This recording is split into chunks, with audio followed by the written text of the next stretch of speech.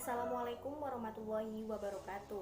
Perkenalkan, saya Rika Purnamasari, NIM 230602000005 dari kelas Tadris IPA 1A. Nah, di sini saya akan memberikan contoh perubahan fisika dan perubahan kimia di kehidupan sehari-hari.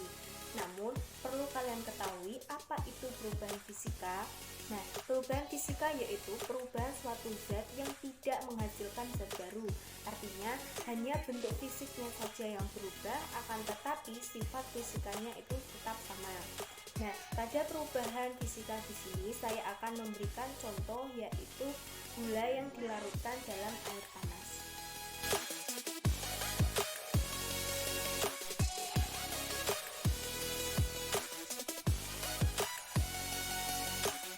Nah, di sini saya akan mempraktekkan perubahan fisika di kehidupan sehari-hari.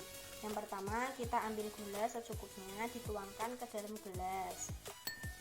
Setelah itu, kita beri air panas secukupnya.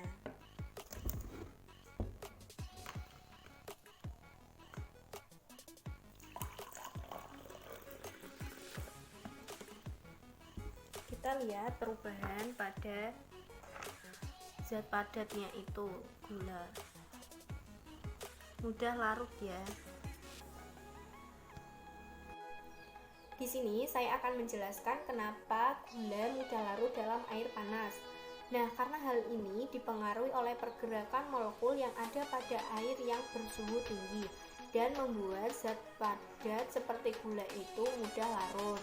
Pada air panas terdapat lebih banyak molekul yang bergerak dibandingkan dengan air biasa. Akibatnya akan terjadi lebih banyak benturan atau tabrakan antara molekul air dan zat padat.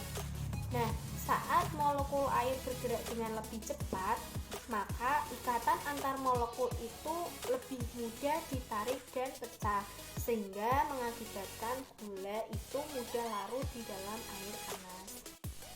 Nah, itu tadi contoh perubahan fisika di kehidupan sehari-hari.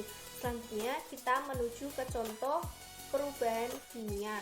Namun perlu kalian ketahui, perubahan kimia itu kebalikan dari perubahan fisika. Jadi perubahan kimia itu adalah perubahan suatu zat yang menghasilkan zat baru. Pada perubahan kimia itu bersifat permanen, artinya zat hasil terbentuknya itu tidak dapat diubah kembali ke bentuk asalnya. Pada perubahan kimia di sini saya mengambil contoh yaitu telur yang direbus. Nah, yang akan kita bahas itu kenapa telur direbus itu menjadi padat. Nah, ini udah saya rebus airnya. Kita tinggal tunggu sampai mendidih. Setelah itu kita masukkan 1 butir telur ke dalam sana. Tapi tunggu sampai mendidih dulu ya. Nah, airnya udah mendidih. Sekarang kita masukkan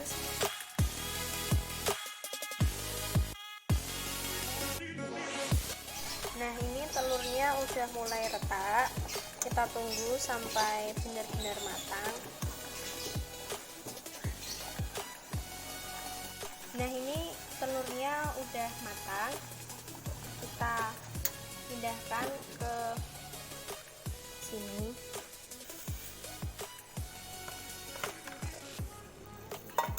Kita tambahkan air dingin.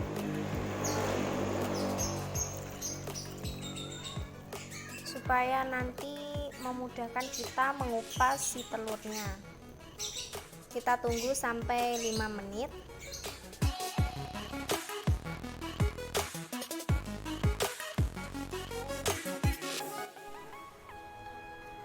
Nah, ini tadi telur yang udah saya masak, lalu saya kupas dan akhirnya berbentuk padat.